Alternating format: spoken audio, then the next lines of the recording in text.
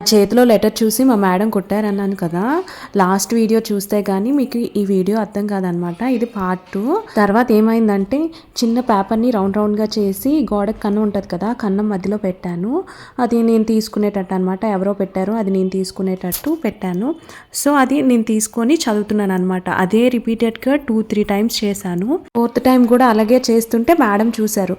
Madam చూసి నా దగ్గరికి వచ్చి పేపర్ తీసుకొని కుర్చీలో కూర్చొని చదువుతున్నారనమాట. చదివి నన్ను పిలిచేసి ఇంకా కొట్టడం స్టార్ట్ చేశారనమాట. అసలు నాకు ఎందుకు కొడుతున్నారో కూడా అర్థం కావట్లేదు. ఆ మేడంకి ఏం అర్థమైందో కూడా నాకు అర్థం కాలేదు. ఆ మేడం హిందీ మేడం అనమాట. నాకు ఇప్పటికీ గుర్తున్నారు. అసలు నేను స్పెల్లింగ్ మిస్టేక్స్ బోల్డ్ ఉంటాయా మేడంకి అసలు ఏం అర్థమైందో, ఆ ఇంగ్లీష్లో నేను రాసింది ఫుల్గా కొట్టేశారు. అందరి ముందు పరువు పోయిందనమాట.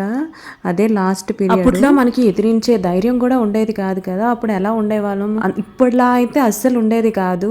ఒక మాట మాట్లాడాలన్నా చాలా భయంగానే ఉండేది. అటువంటిది ఆ లెటర్ చూసి కొడుతుంటే ఇంకా దెబ్బలు కాయడమే తప్ప మేడం అని అన్నాను కానీ ఆ మేడం అసలు పట్టించుకోవట్లేదు. ఆ మేడం పని ఆ మేడం చూసుకున్నారు. సో అలా జరిగింది. మీరు కూడా ఇలాంటి తింగర్ పనులు ఎప్పుడైనా చేశారా? నాకు ఇప్పుడు అర్థమైంది ఆ మేడం వేరేలా అనుకున్నారేమో అని. మీరు కూడా ఇలాంటి తింగర్ పనులు చేస్తే కింద కామెంట్ సెక్షన్లో కామెంట్ చేసేయండి.